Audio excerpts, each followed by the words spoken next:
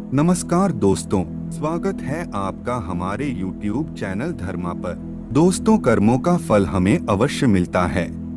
जैसे कर्म किए होंगे वैसा ही फल मिलेगा।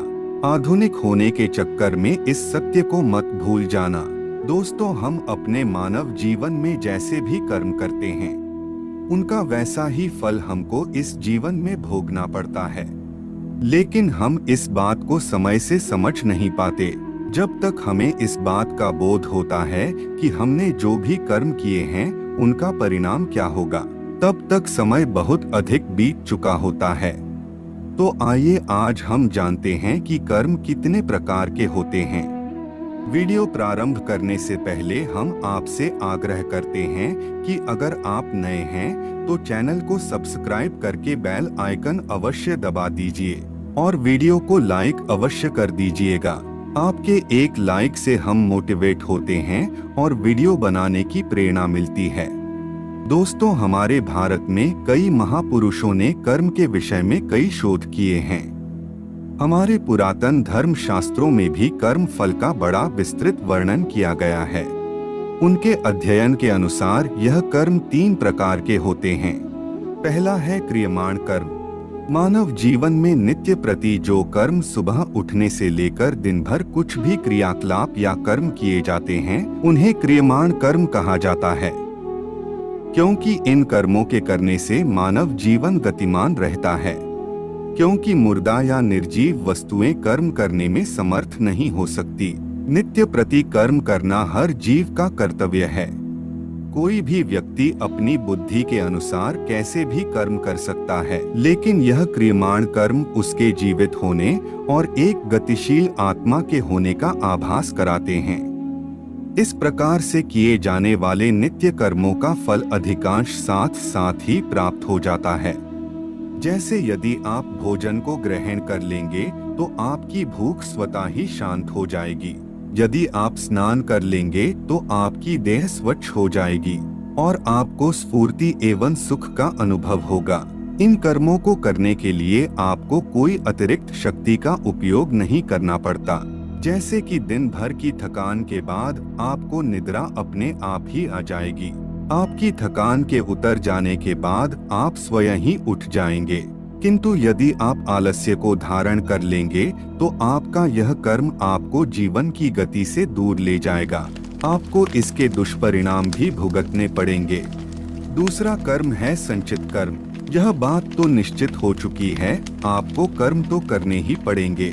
कुछ कर्म ऐसे भी होते हैं जो कि हम करते तो हैं, लेकिन हमें उस समय ज्ञात नहीं हो पाता इन कर्मों का परिणाम क्या होगा। इस प्रकार से हम कुछ ऐसे कर्म भी करते हैं जो हमारी दृष्टि से बिल्कुल सही एवं सटीक होते हैं, किंतु प्रकृति, समाज एवं अन्य प्राणियों के दृष्टिकोण से उचित नहीं होते। हम अक्सर यह सोचते रहते हैं कि हमने जो भी किया उसका हमें अच्छा ही परिणाम मिलेगा, लेकिन कई बार ऐसा नहीं होता और हमें अपने कर्म करने की सोच में परिवर्तन लाना ही पड़ता है। इस प्रकार से कर्म करते हुए कुछ ऐसे कर्म भी होते हैं जो कि हमारे चित्त की अंतर्दशा में जाकर एकत्र हो जाते हैं। साथ ही उन कर्मों का फल भी चित्र में ही विद्यमान हो जाता है। जब तक हमें अपनी इन कर्मों का फल प्राप्त नहीं हो जाता तब तक वह कर्म हमारे चित्त में ही समाहित रहते हैं। इस प्रकार के कर्मों को संचित कर्म अर्थात संचय कर रखे गए कर्म कहा जाता है। तीसरा कर्म है प्रारब्ध कर्म। जब हमारे कर्म हमें उस दिशा की ओर ले जाते हैं जहां हमारे कर्म हमें पूर्ण रूप से फल देने को परिपक्व हो चुके होते हैं, तब ही इन कर्मों का फल हमें मिलता है। इस प्रकार के कर्मों को प्रारब्ध कर्म कहा जाता है। इस प्रकार के कर्म हमारे अंतर्मन में लंबे अंतराल के लिए एकत्र रहते हैं।